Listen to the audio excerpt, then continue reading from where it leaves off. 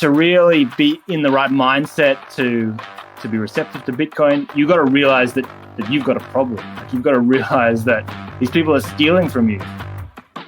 Hello there from the UK. How are you all? Welcome to the What Bitcoin Did podcast, which is brought to you by the Mighty Kraken, the best place to buy, sell and trade Bitcoin. I'm your host, Peter McCormack, and today I've got an interview with Richard James, the creator of Hard Money, a film looking at how money has been corrupted and co-opted. But before that, I have a message from my amazing sponsors. So first up, we're going to talk about Casa, who are the best in Bitcoin security.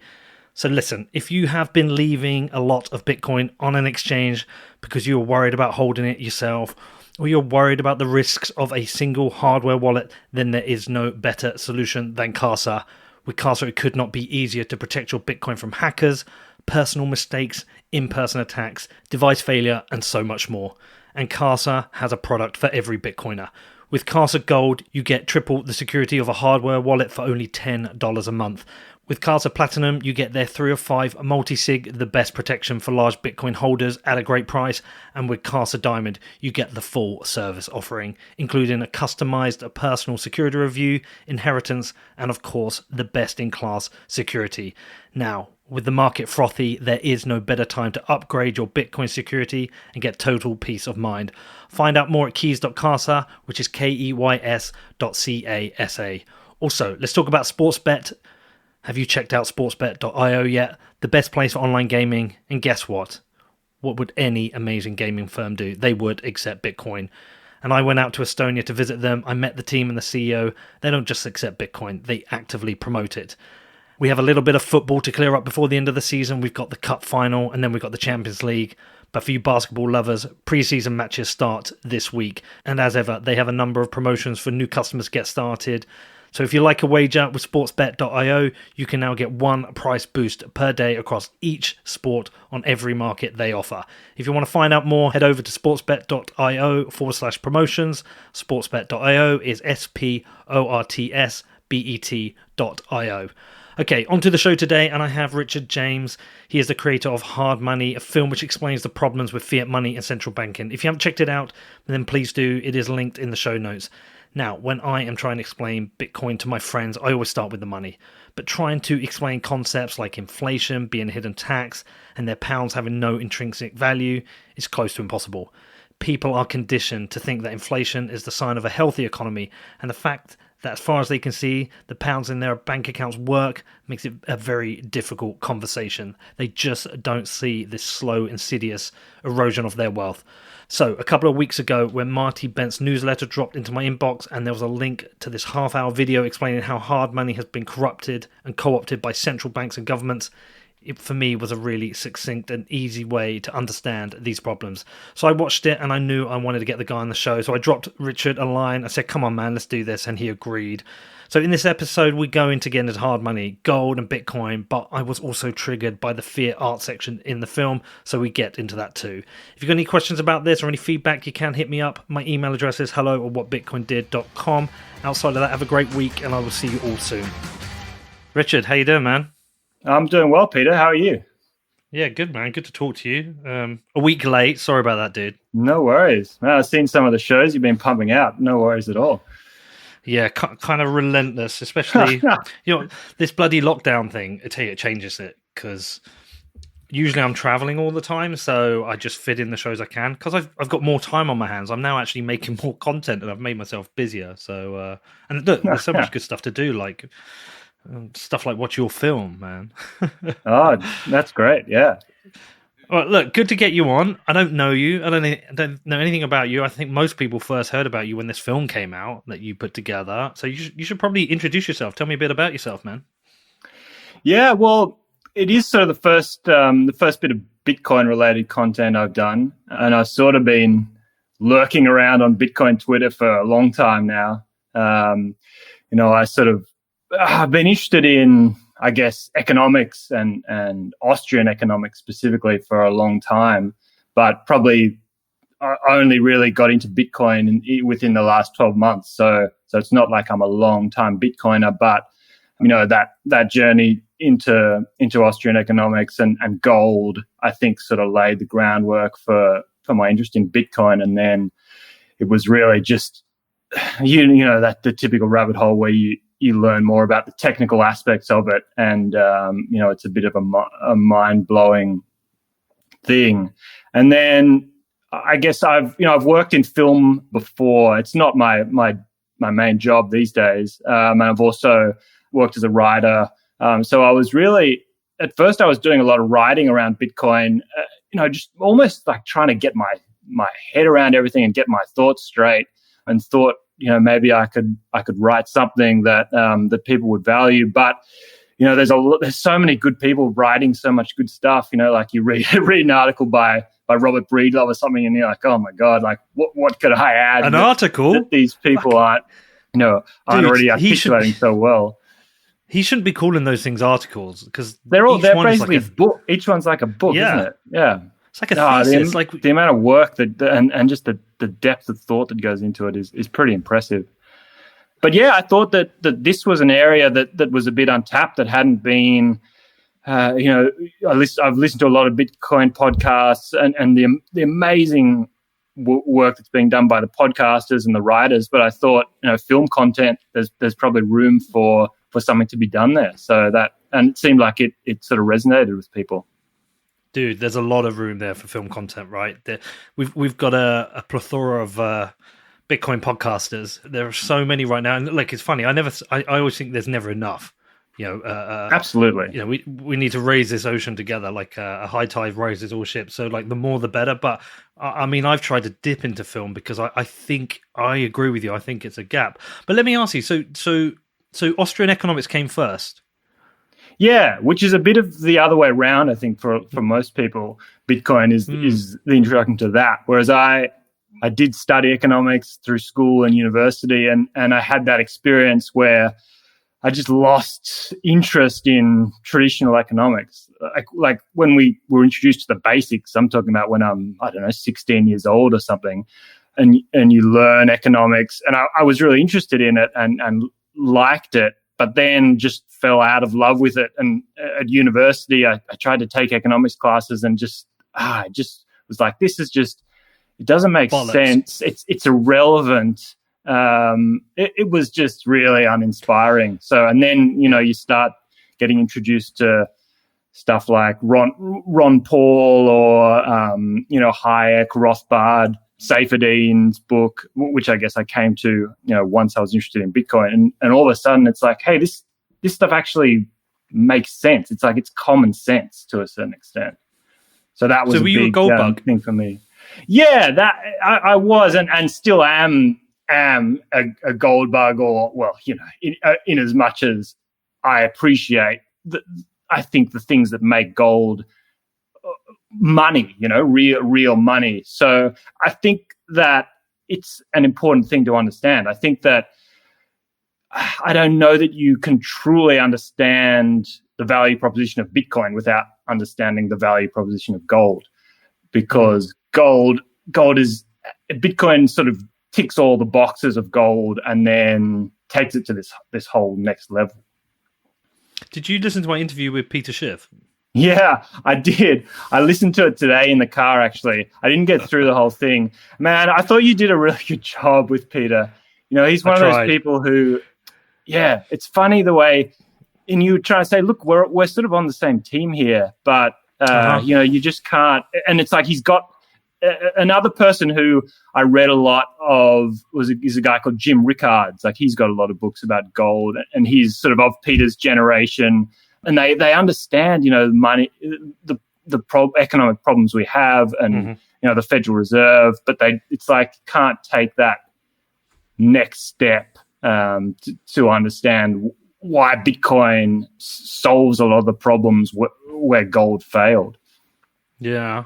Well, I like Peter Schiff, right? So when I criticize him, I'm saying it's still liking him, but there's a couple of things going on. Firstly, when you interview him, he just needs to shut the fuck up sometimes. Like, he just was not listening to a word you're saying. No. He was just on his own spiel.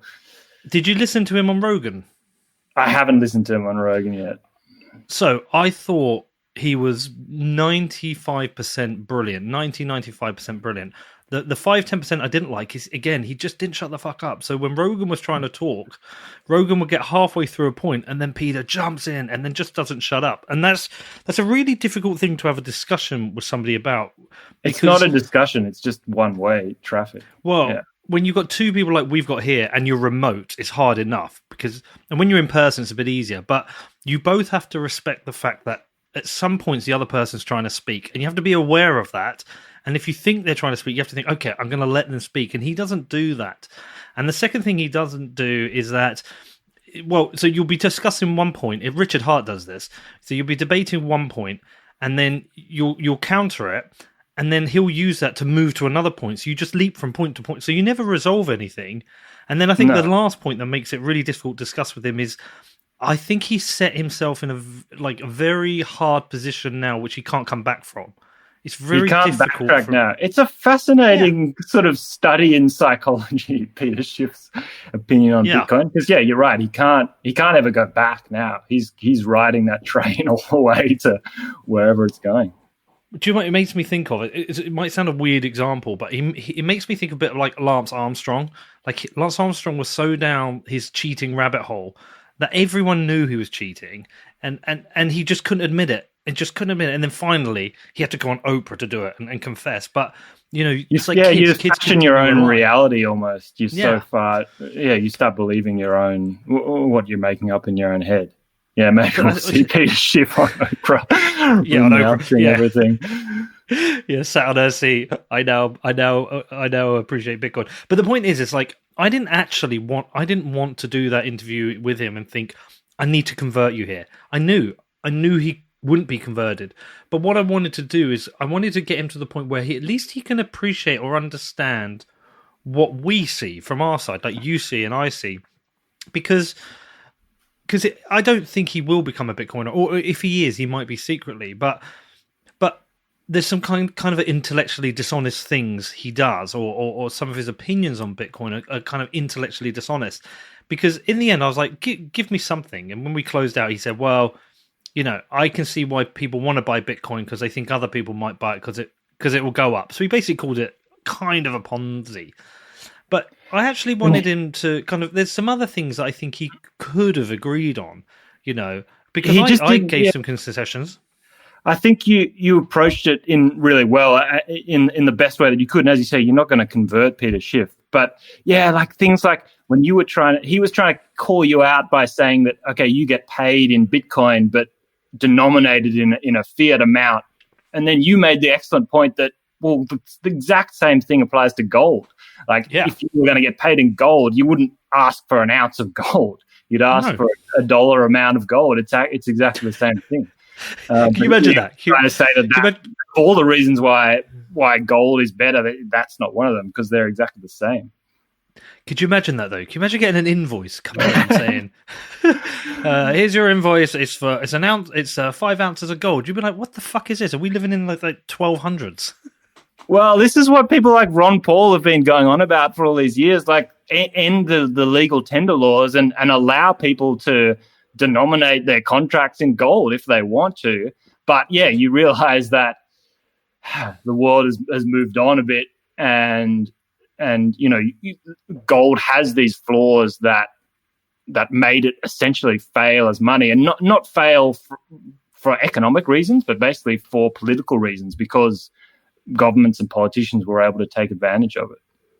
Well, there's actually 3 types of money actually 4 types of money I like to use, and I'm happy with this. And it reminds me a little bit, I went out to Venezuela and made a little film out there. Yeah. And they use 5 currencies there. So they have the Bolivar, which is the local currency. They have the dollar, which obviously they want. They use the Colombian peso. They also use gold. Bitcoin. They don't use gold. There was another one, I can't remember why. But they used to use in different currencies for different reasons. They have to buy certain things in the Bolivar because things are priced in the Bolivar. But they want dollars. Like, I had a handler out there for my security. He was like, pay me in dollars. And you know why he wants the dollars? Because he knows next week the dollars will hold the majority of their value, whereas the Bolivars will inflate, easily 10% in a week, right? But occasionally he'll go to a money changer and he'll swap his dollars for Bolivar. so he can buy things that he needs with the bolivar. Because the problem with the dollars is you don't have the coins, you just have the notes, so you need the lower denominations. Same with the miner I met. He's the same with Bitcoin. He holds everything in Bitcoin, and every kind of week when he needs some bolivars, he transfers it. But they're used to using multiple currencies. I am. Like just about everywhere in the world is used to having the US dollar as this sort of standard by which you measure money. It's like the worst of all it's like the best of a bad bunch in terms of the fiat currencies. So throughout all my travels, I've had the exact same experience. All these kind of developing countries are holding US dollars as their main savings vehicle, and then, as you say, transferring into the local currency for their daily purchases. Of course. I mean, I run my business in pounds, right? I pay the majority of my business in pounds, but I invoice all my clients in dollars because they're all American. So I allow them to have the stable unit of account rather than me have the stable unit account. So my pound amount varies, but I also run part of my business in Bitcoin. Some people I pay in Bitcoin, some people I invoice in Bitcoin, and I'm about to transfer some of the savings into gold because I don't want to hold too much pound. I'm happy with multiple currencies for different purposes. And that was the point I was trying to make to Schiff. Like, they all serve different purposes. And gold has a purpose to me. The dollar has a purpose to me. And Bitcoin has a purpose. And he just wouldn't have it. He was like, I'm not having it. And then he wouldn't have it at any point. Can't get past this idea of Bitcoin being nothing more than a speculative asset, which there is obviously an aspect of that. But of course, it's his inability to understand some of those fundamentals. Which is a shame. I think if you could get him to a point where he would agree to debate and actually listen and fairly give concessions, then I think some of the points are hard to argue. And you can actually have a very good debate about the trade-offs between gold and Bitcoin. Because I think also, I don't know about you, I think there's some Bitcoiners who are like so anti-gold, full on Bitcoin, but they're also a little bit naive. I mean, I know they believe that on a long enough time frame we'll all a group around the dominant form of money, but there are threats to Bitcoin. There are state-level threats to Bitcoin. There are technological threats to Bitcoin.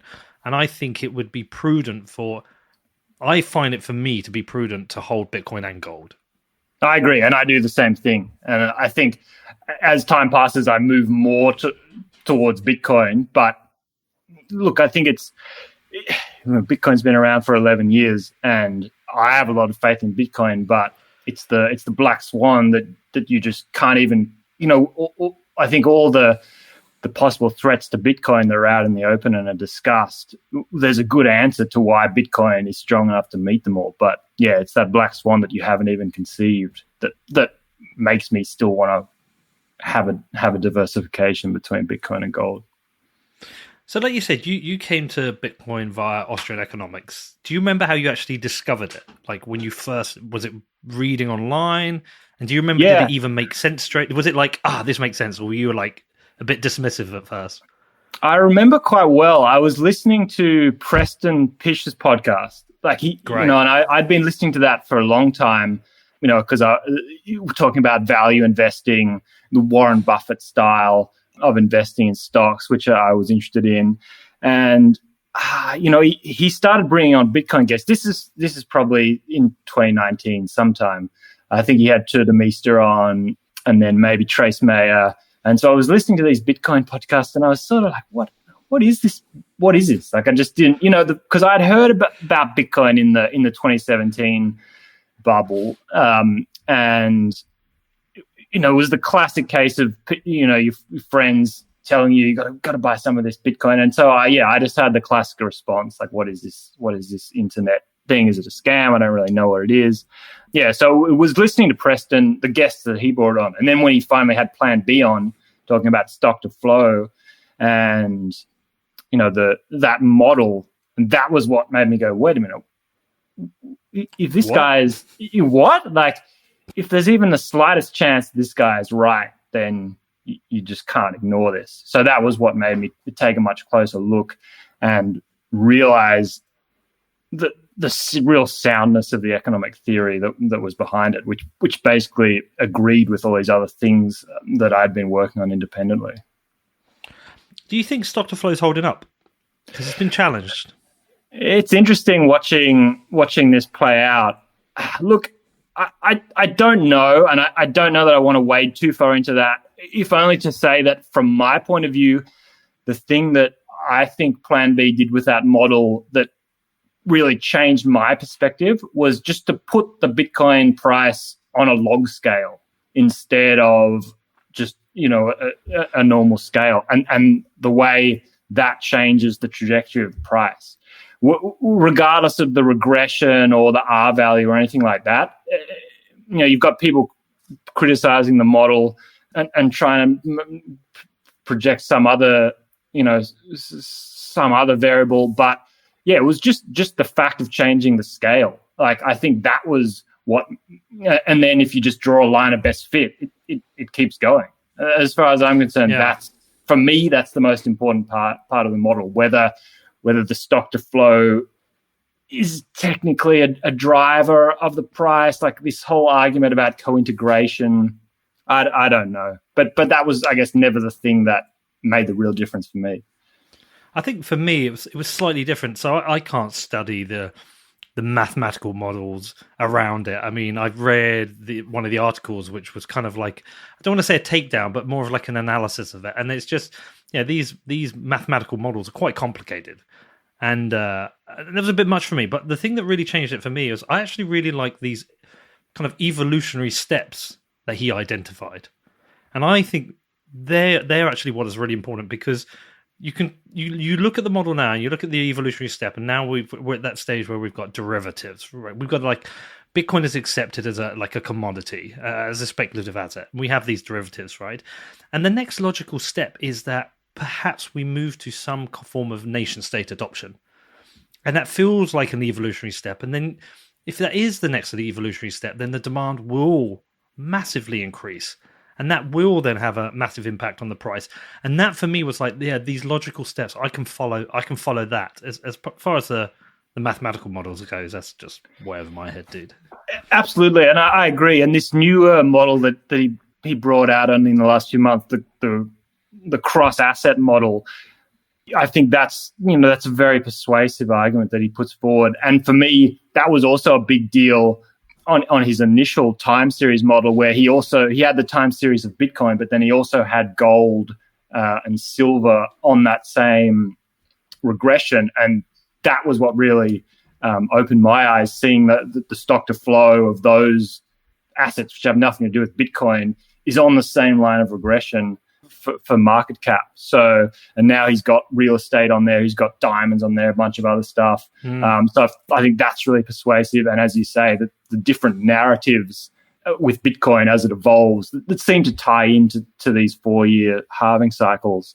And I think the nation state era is inevitable. I just think it's inevitable that whether it's the smallest, weakest country in the world, I think, and I'm sure there are some that are already doing it, but yes, I think that's the inevitable next step.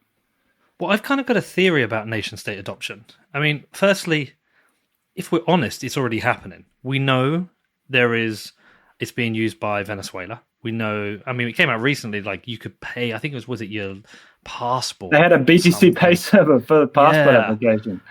But some of the people I've interviewed, right, we know about them confiscating mining equipment. I think they've just banned mining in homes again now, but we know, I mean, it's a way to access money, right? We know North Korea has been hacking and stealing Bitcoin or using Bitcoin as ransom. We have suspicions that it may be used by Iran, and it may be used by perhaps Russia to avoid sanctions. Like, there is this more kind of nefarious nation-state use. But my theory is that if that continues to happen, and these nations continue to build up a certain amount of wealth within Bitcoin, it might be something that leads other nation states to think, well, hold on, we don't want to fall behind Iran in terms of Bitcoin holding, because if there is that chance that Bitcoin becomes this huge asset, we're going to need to own this. So that will create an imperative amongst other nations to start considering it. And at some point, a nation is going to declare their hand with Bitcoin at some point. And once they do, I see that as just a gold rush. I agree. I think it's this gradually then suddenly thing where if it came out that in the open that one of these sort of nations was doing it, like whether it was Iran or North Korea or Venezuela. That's one thing, but it's when I guess a nation state that's seen as legitimate in the eyes of the Western nations comes out and says that they're doing it. I think that's a bit of a turning on a tap. So I think it's Sweden. It seems like a Swedish thing to do, right? Like they were the outliers with COVID. It's like, we're not going to lock down. We're the outliers here. I think they might be the Bitcoin outliers. But if you were a nation state, you wouldn't want to necessarily be announcing it. And I think the other thing that I find fascinating, and this is something that Pierre Rickards talked about, is a government is in the end nothing more than a bunch of individuals, really. And so this idea of whether governments are for or against Bitcoin, it's hard to separate the will of the government from the will of the individual actors involved, and especially even if they're trying to clamp down on Bitcoin. I mean, if the individual bureaucrats know what's good for them, they're going to want to. They're basically going to sabotage that from the inside, and also just the fact of. And I thought about this with the Venezuela thing, like. Who's actually holding the private key? Like the government of Bitcoin, but who's actually in charge of looking after the keys? It's just fascinating. Maduro. Do you think he's got him on his cold card?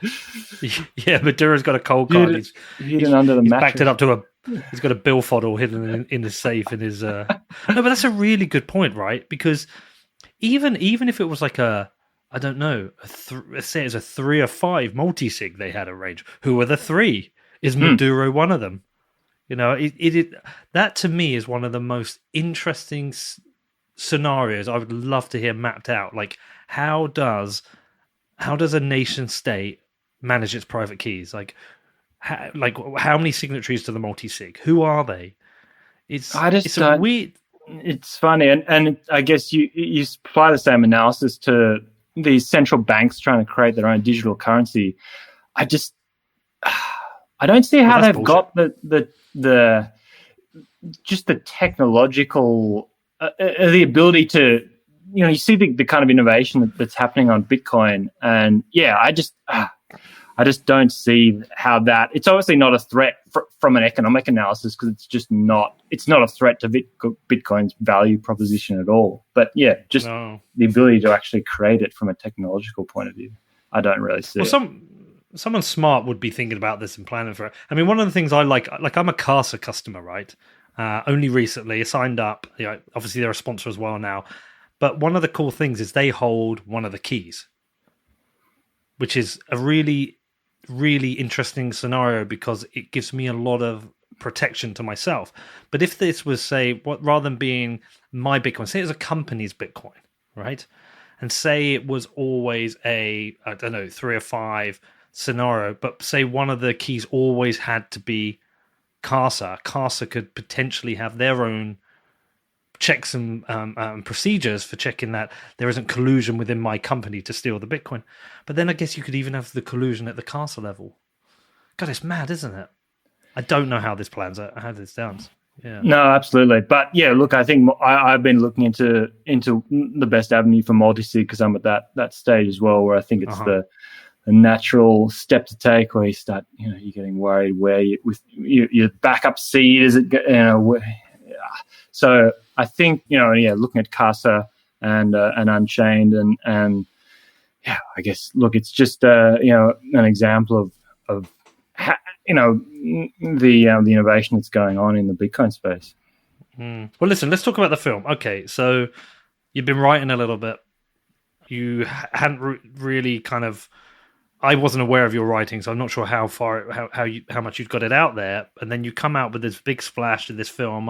I'm reading Marty Bent's email. I'm like, "There's a what? What's this movie? I didn't even know this was coming." So I ended up watching it straight away. Loved it. Reached out to you almost instantly. But what was the background? Tell me how you actually came to the idea of making a film.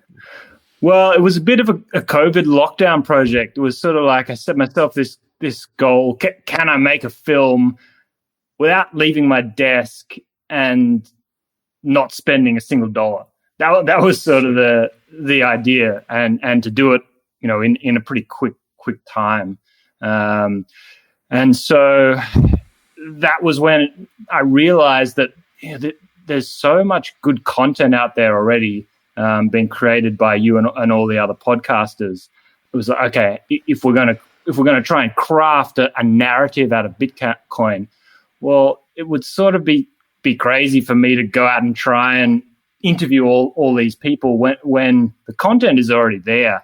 So that, I think, was the main thing, was if I can sort of leverage off this stuff that's already been put out there, where the hard work in a lot of ways has already been done, that's going to make the thing go much faster. And that, I guess, it does have a fundamental impact on the project, because it's not my material, right? It's I don't have a copyright over an interview on a podcast. So that's the first thing, is that it's not really my material. I'm not going to monetize the film in any way, which was never the point. It was just, can I put something together that just expresses sort of the way I'm feeling about this at the moment? So that was, that was the first step. And I don't, you think about the hundreds of hours of podcasts that you've listened to. It was already, the ideas were formulating in my head, and then there's so many good people out there who express these ideas so well. So that was the first step, is to sort of collate this narrative through podcasts. There's also lectures in there, like Murray Rothbard, Dan Sanchez, stuff from the Mises Institute. Yeah, and then it was just pulling stuff in terms of the visuals from online. Like, I just, with enough time digging online, just found all sorts of interesting stuff, like all these old cartoons, old films that make you realize that this isn't it's not like it's a recent phenomenon.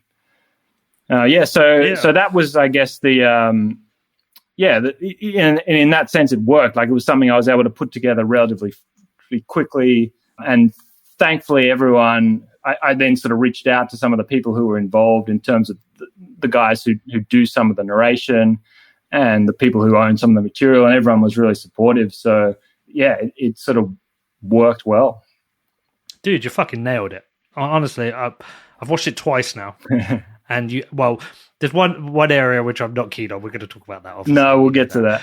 Yeah, we'll get to that. But no, I thought you absolutely nailed it. I thought you nailed the combination of, like, the economics, education, why Bitcoin is important, but also the problems in the banking sector. And it wasn't overly long. What is it, like 35 minutes? Yeah, exactly. Like 35 minutes. And I guess deliberately doesn't mention Bitcoin.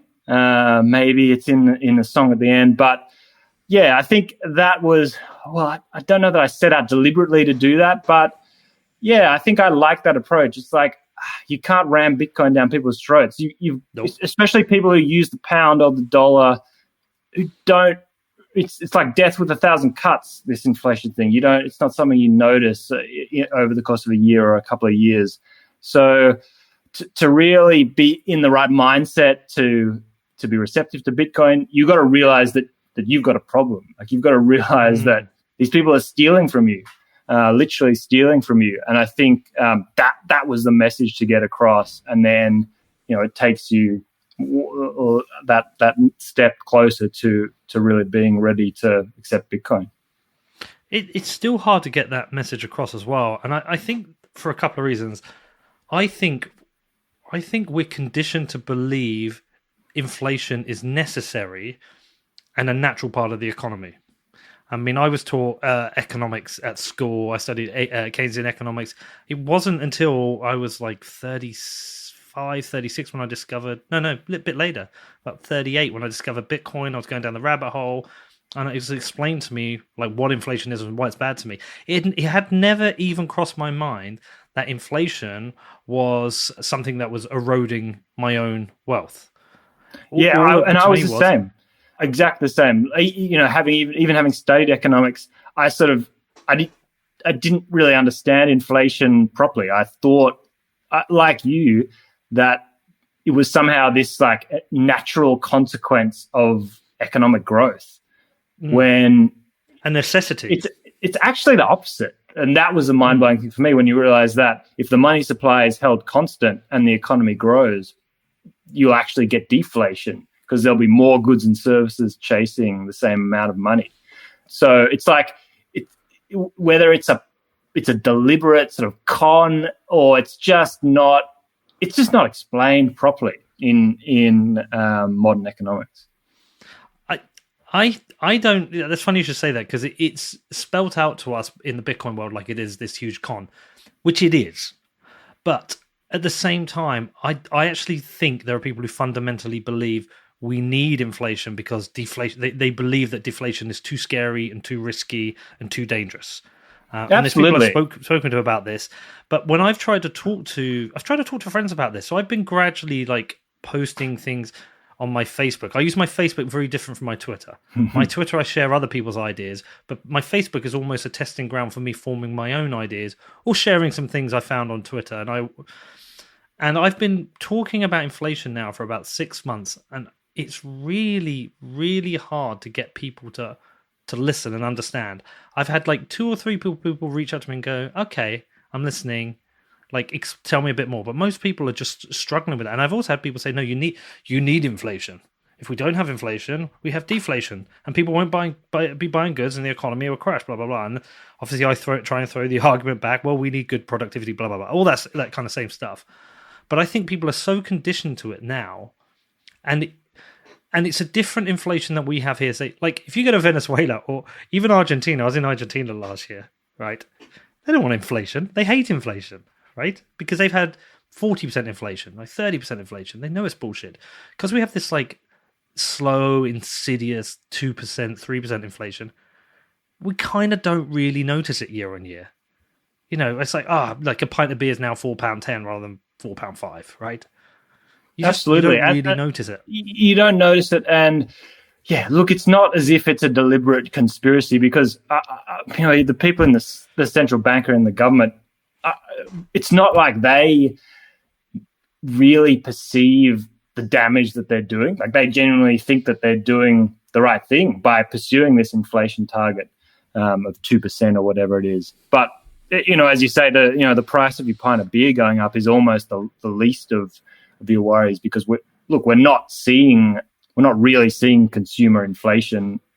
Certainly not now with what's happened with this virus. But that's not to say that the increase in the money supply doesn't, like, I think it's like, this is the thing I hate about this modern monetary theory thing where they're saying, look, there's no visible consequences of increasing the money supply and printing money, so we just keep printing money because it means we can just give money to everyone. And that, I think, is where your Austrian economic analysis comes in, which says, look, the way we're analyzing this is we don't need to see the data or analyze the consequences in the real world. We just know that if the money supply increases, if we print money, that makes everyone who holds the money worse off. That's just like an a priori deduction. It doesn't really need to be proved in the real world. It's like saying, if we increase the length of the tape measure, that's not going to make the wall that we're measuring any bigger. Like, it's in that same kind of category of statement. But the second order effects, the hidden effects, the future negative effects that we're not seeing right now, but we will see. There's all sorts of reasons why just because we're not seeing the CPI go up now doesn't make it okay. Yeah, exactly. Well, like I said, I think you nailed it. I thought it was great, especially the fact that you've assembled it from stuff that was already out there. Because there is, I don't know who it is. It might be someone I know, but there's a guy who feels like he narrates part of it, especially towards the start. I think it might be an English guy. I'm just trying to think. There's the guys from Bitcoin Echo Chamber, like Heavily Armed Clown. There's I think I know the guy you're talking about. That's this guy G. Edward Griffin. He's kind of this older guy. Yeah. He's really interesting. So he's got this book. It's called The Creature from Jekyll Island. So it's all about the creation of the Federal Reserve. How this secret meeting in 1913, and it is a fascinating story. The way these private bankers got together in secret to create the Federal Reserve. Like, it legitimately that is a real conspiracy theory that has a lot of truth to it. And so he's excellent. I mean, he's obviously not interested in Bitcoin necessarily, but yeah, his analysis is fantastic. And I even came across some lectures he was giving back in the 60s, maybe, that I came across on YouTube. So 50 years ago, talking about the same thing. Yeah, his stuff really is excellent. So I've got the audio book for that, and I'm about 3 hours in. But I also checked out his Wikipedia page, and it kind of put me off him a little bit. Oh, really? Yeah, he's been involved in some weird conspiracy stuff. Okay. I'd have to go and dig it out. But at the same time, like, that book is super interesting now. Absolutely. The way it lands the message is that lands the message very well that bankers never lose. Yeah, and this is something that Murray Rothbard talks about as well. Like, he's got a book on the Federal Reserve, and that I think was the one that really opened my eyes. And then, you know, delving into it deeper with Griffin's book, that the bankers have been running this for almost 100 years, and it's a cartel in the same way that any other industry comes together to try to form a cartel to protect their own interests. It's just amazing how successful it's been, and how good of a job they've done of disguising the original intent. Like, no one, you know, everyone thinks that the Federal Reserve or you know, the central bank is an arm of the government and working in the interests of the people. And then I hear sort of both sides of the coin argued. Like, I hear when people realize that, look, it's actually it's almost like a private company. It's owned by these private banks. It's got nothing to do with the government. It's not answerable really to the government. It's not answerable to the people. It can basically do its own thing. Next up, I talked to Richard more about Bitcoin and hard money, but before that, I have a message from my amazing sponsors. So first up, I'm going to talk to you about Kraken and why they are the best place for buying Bitcoin, especially with this market so frothy. With Bitcoin going on a rally, you really want to be buying your Bitcoin from a trusted source. And with Kraken, they have the best security in the industry. They are the most trusted cryptocurrency exchange on the market. And with their 24/7, 365 customer support, whatever issue you have, whoever you are and wherever you are, they are going to help you get it sorted. They have the most comprehensive suite of tools available for buying Bitcoin. At Kraken.com, it could not be easier to sign up and start trading. They also have a beautiful mobile-first app. So if you want to buy Bitcoin on the go, if you're out for a walk in the park, if you're sat in an airport, if you're down the pub and you think, I want some more Bitcoin, you can do it with Kraken Pro.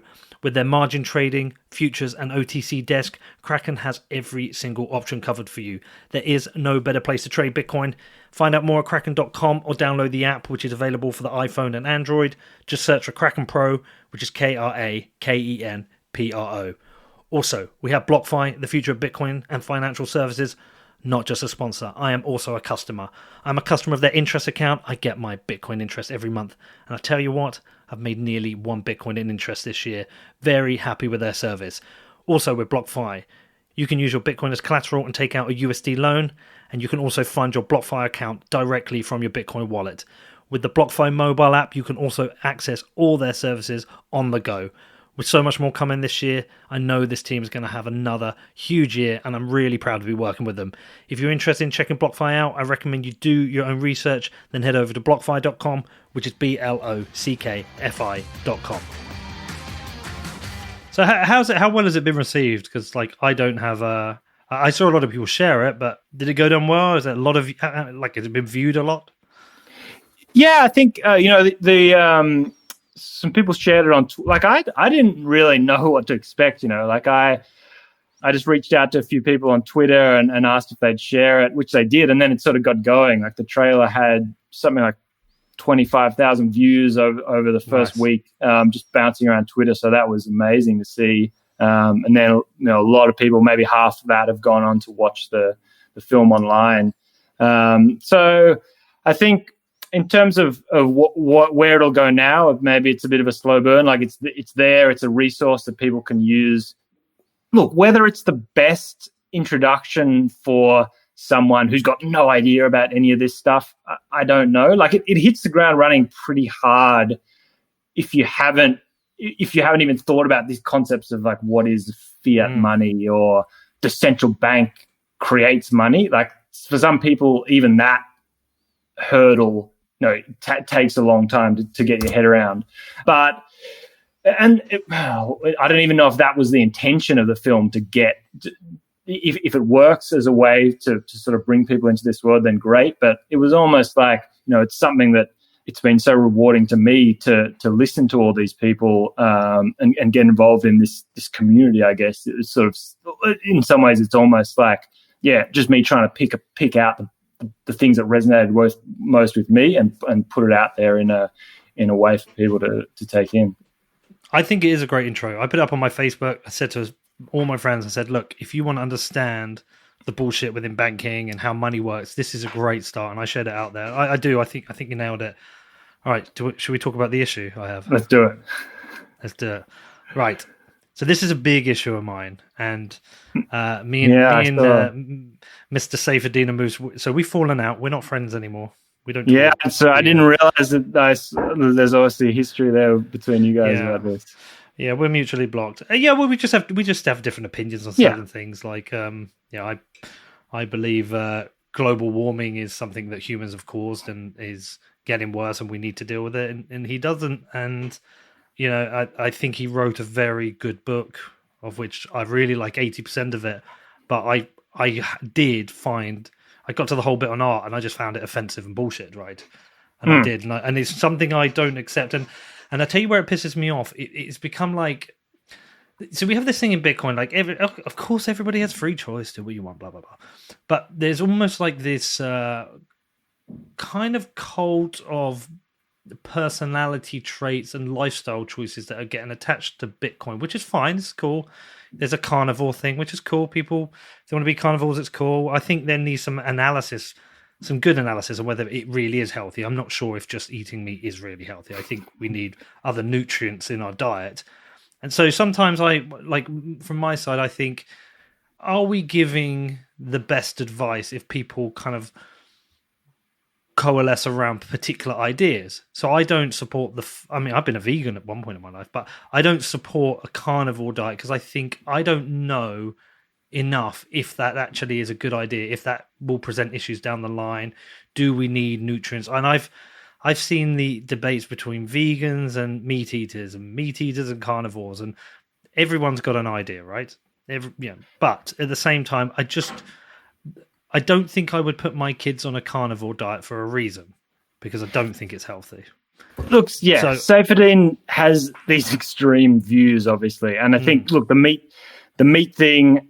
I mean, I think if you look at the way it's presented in the film, I think we don't go there in terms of advocating any particular diet. It's just saying, he uses a ribeye steak or whatever as an example to talk about this, I guess, shrinkflation issue where a certain good is presented and it's analyzed in the basket of the CPI, the consumer price, but the quality of the thing, so the price isn't going up, so you can say there's no inflation, but the quality of the thing is going down. So you have a piece of meat, a cut of steak. So I think that's a really worthwhile point to make. But then, look, I agree. I agree with that. I disagree with you about the extremity of some of these views.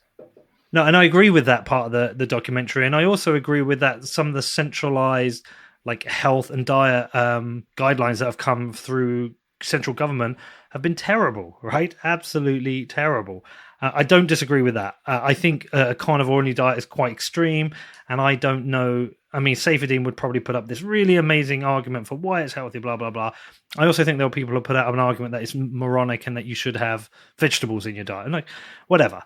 But I just wouldn't put my kids on it. But where I take real issue is with art, and I've taken a real issue with this, and I don't accept it. And the reason I don't accept it is because one of the things I find frustrating is that this is probably the premier book on Bitcoin, and despite my thoughts on Seyfedin and his debating and blocking people and all that stuff, I still think it's a very good book, and I would recommend it to people. but I would just forewarn them that there's some bullshit about art in there. And the reason I take issue with it, and such issue is that because of this kind of like, sometimes kind of like, I don't know, cult following of ideas, I believe some people will read the book and then believe they should have a carnivore diet. And because of that, they've been told that there's fiat money, there's fiat this, there's now fiat art. And believing to be a supporter of Bitcoin, you have to discredit a whole area of art. And I think that's dangerous because the kind of people who've taken issues against art and culture historically have been the fascists, right? You know, and particularly this term degenerate art, this use of the term degenerate art particularly pisses me off because that is what Hitler and the Nazis did. They classed a lot of modern art and abstract art as degenerate art. They even put on a degenerate art exhibition. And I have a real issue with that because I think money, you can be objective about money and you can debate MMT versus, you know, maybe Austrian economics views on money, but you can be quite objective about it. Say factually, this has happened. But I think art is one of those things that needs to be free and it needs to be entirely subjective. And I dislike a whole category of art being discredited as fiat art and degenerative art, because I think you're almost shaming people away from a certain aspect of creativity. And, you know, I think Banksy is a revolutionary, but his work is modern art. It's graffiti. It is, and it is political, often political graffiti, but it's a really important form of revolutionary art, right? But it's modern art. So it's degenerative art.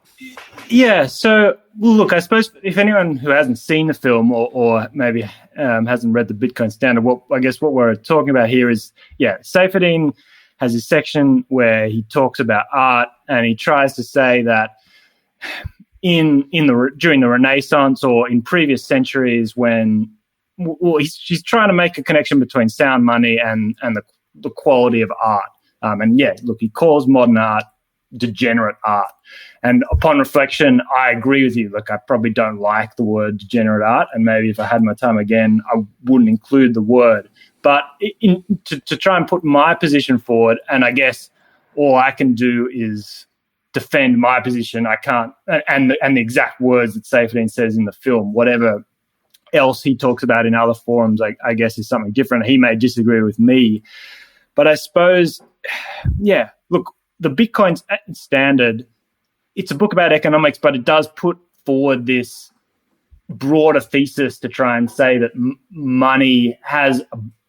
the quality of money has a broader influence on society than just economics. And I think that's an interesting take. Whether or not you agree with all aspects of it or not, I do find it interesting. And it was one of the things that I did enjoy about the Bitcoin Standard.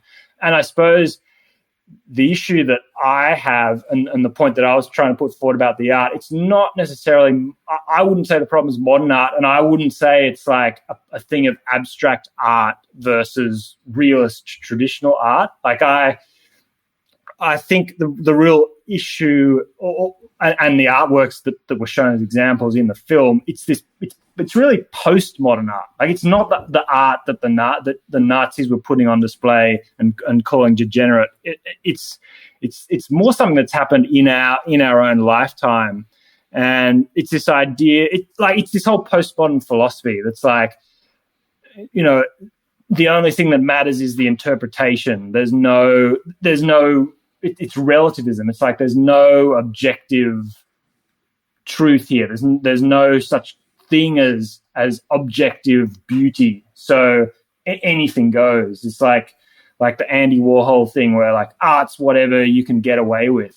And so like I think this idea of like modern or like real postmodern art treads this line between kind of garbage and beauty. It's like it's not even like a controversial thing like that. Like modern artists would almost celebrate that as being this idea of shock value being an important part of modern art.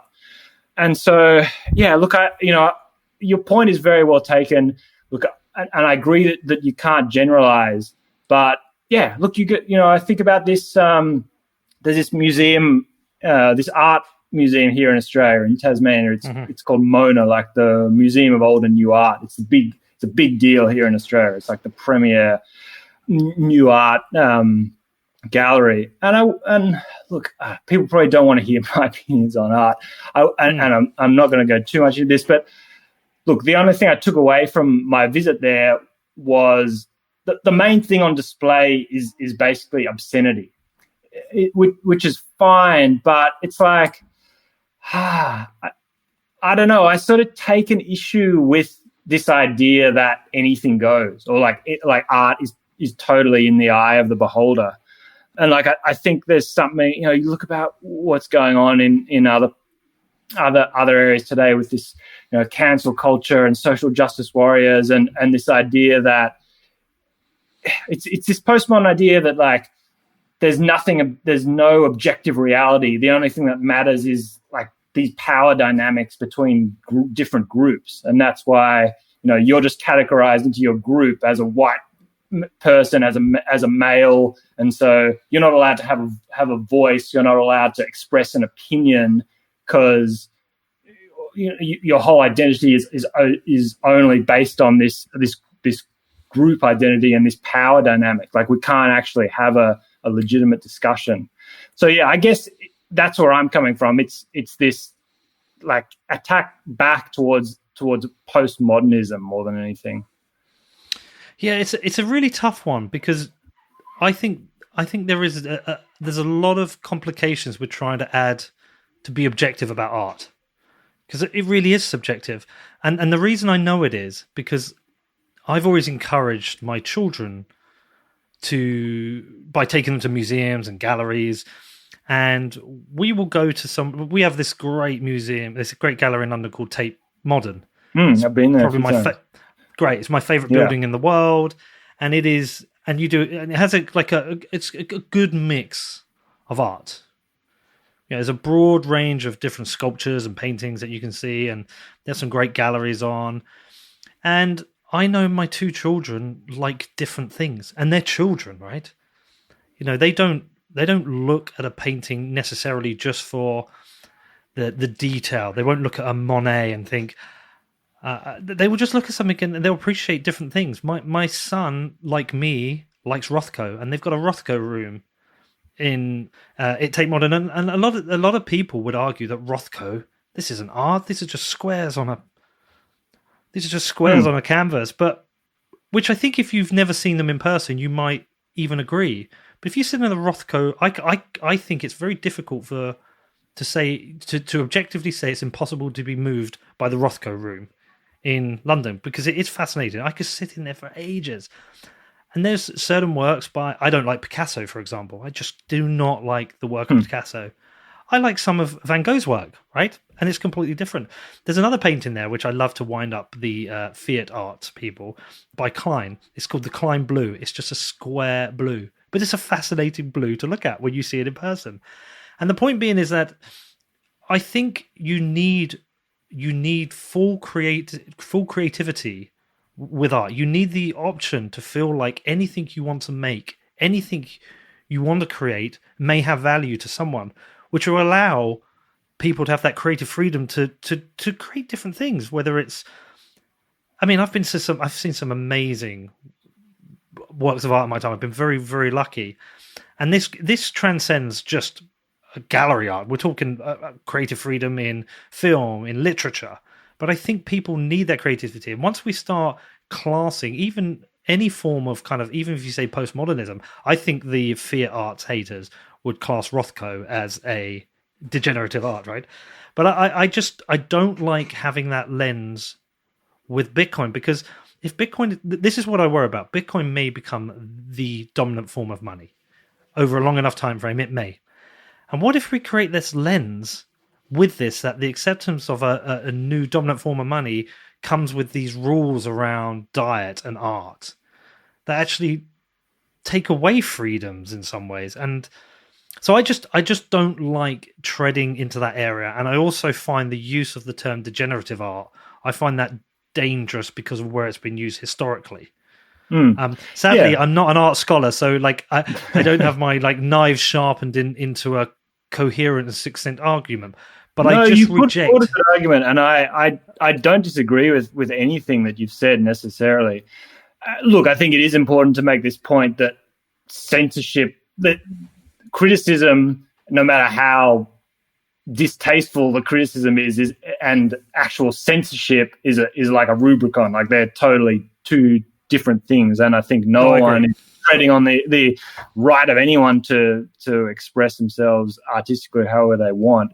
And I think the other saving grace in all of this is, look, if you look at Bitcoin from a purely economic analysis, I think the sort of momentum and inertia that Bitcoin has, us arguing about this, I don't think there's any. If Bitcoin fulfills the potential that we think it will, I don't think it's going to make any difference. Like, if Bitcoin becomes a global reserve currency, then us as a group on Bitcoin Twitter, our opinions on art aren't obviously going to make much difference one way or the other. I guess. Look, I understand this criticism about Bitcoin, carving out a certain opinion, whether it's food or art or whatnot. Yeah, I don't know where I stand on that. I guess I find it a fascinating idea, the idea that fiat money creates its own culture. And I think for me, I find the art point interesting. The one that resonates more with me personally is architecture. And this is something that I'm also not an expert by any means on architecture. Since I was a kid, I've always wondered why it is in every city I go to, the buildings that I like and I find beautiful are old buildings and old houses. And like, why don't we create these kind of things anymore? Like it's funny you brought up, and this is going to tie back to the whole inflation thing, because I was with a really good friend of mine the other day, and he's like the smartest guy I know. And we were walking through a park in Melbourne, and we came across this drinking fountain. And it's like, it's 100 years old, 150 years old. And the thing is carved out of granite. It's got this brass coping on it. It's like got little tongues and little dog heads. Like, it's the most intricate thing you could ever imagine. He's like, we don't make that kind of stuff anymore, do we? Like, I wonder why that is. And, I sort of was like, I think it's got something to do with the money. And it could be. And but we do.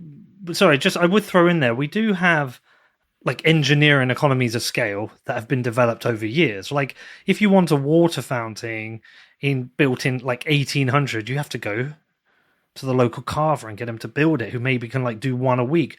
But we now have like engineering economies of scale where you can go to a factory and you can order 2,000. And I think, yes, you can make the fiat money argument, but capitalism like drives towards efficiency as well. So I think that needs considering. But I agree with you on the architecture, by the way. I do. But I also like a lot of modern architecture. I like Lieberman. I love looking at massive skyscrapers as much as I love looking at an old church.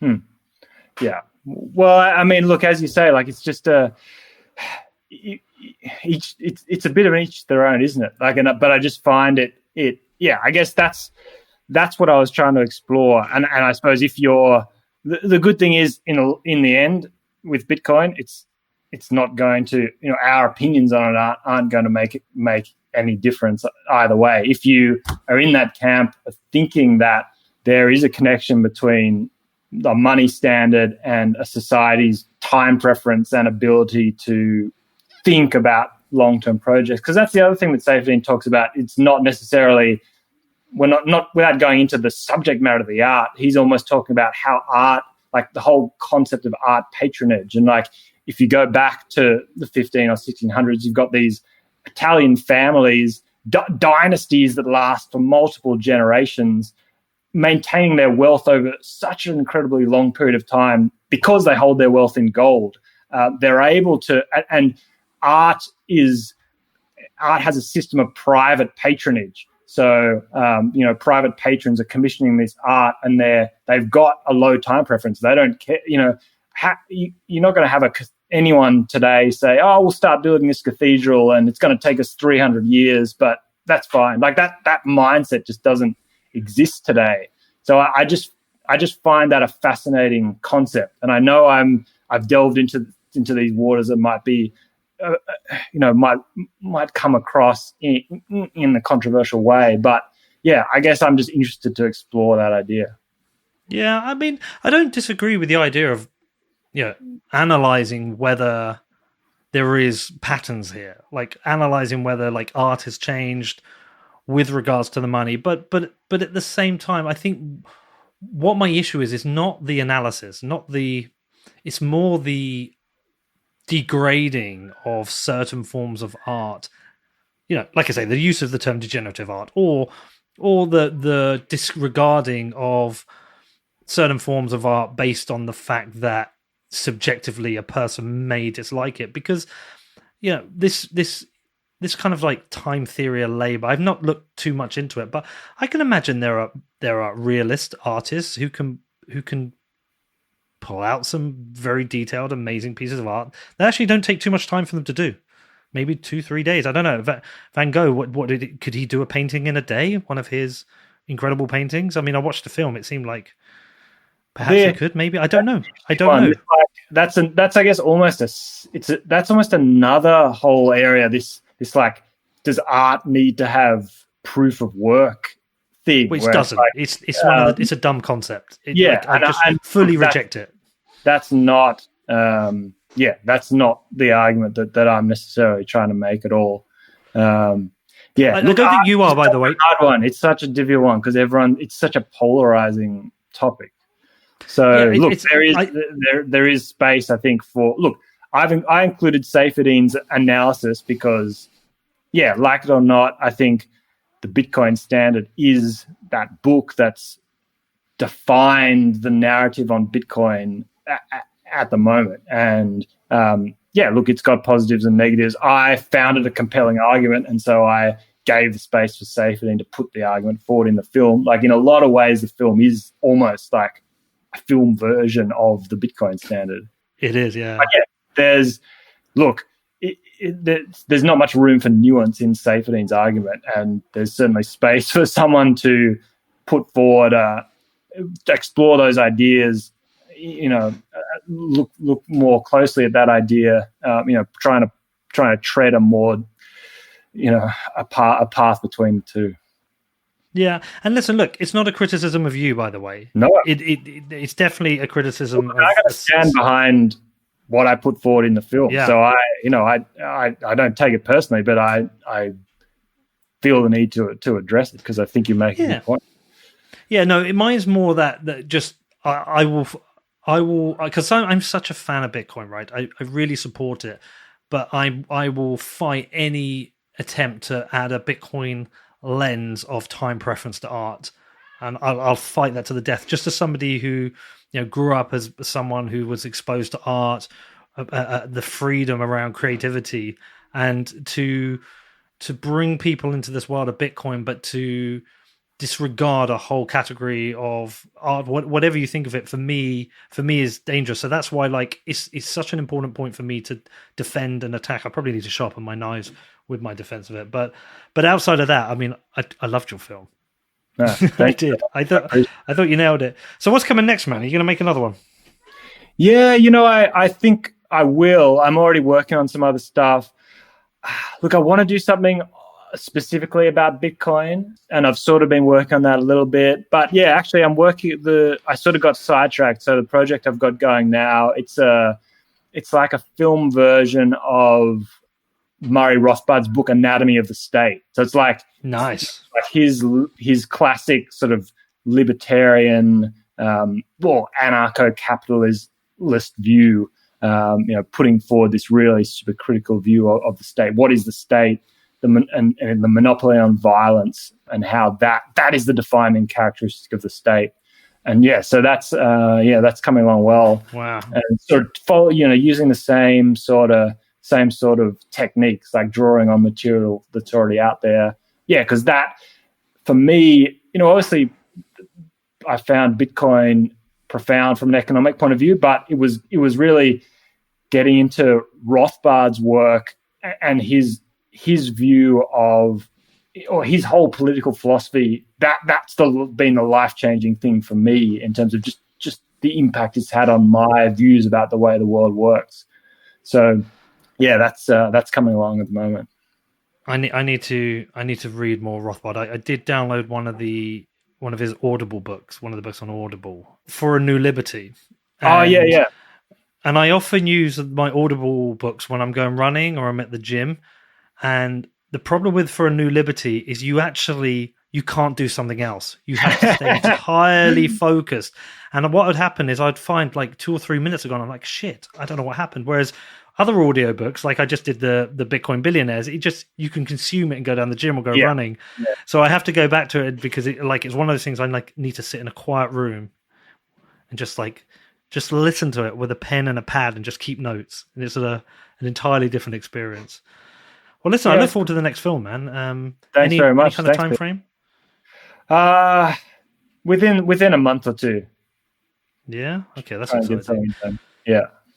Well, listen, I think you've made a good stamp in the world of Bitcoin. I thought what you did was brilliant. I have shared it. I will continue to share it, and I appreciate you coming on and letting me have my anti-fiat art rant.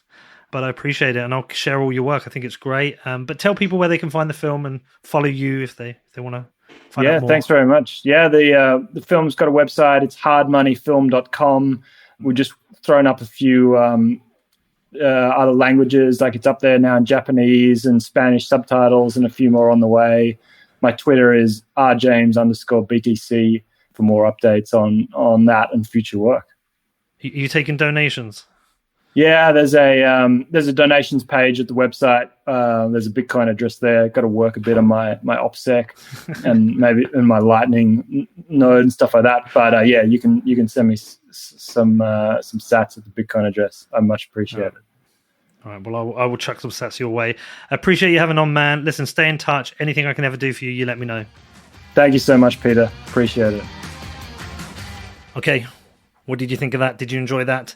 If you haven't already checked out the Hard Money film, I do strongly recommend giving it a watch. There are links to this in the show notes. And I really enjoyed this conversation. I definitely agree with his opinion on gold bugs and Bitcoin as being on the same team. And if you found that part of the conversation interesting, then you should definitely check out my episode with Dan Tapero, where we went further into gold and Bitcoin. And that is also linked in the show notes. Anyway, really appreciate Richard coming on. Hope you have a great week. And if you've got any questions, you can hit me up. It's hello@whatbitcoindid.com. And I'll see you all soon.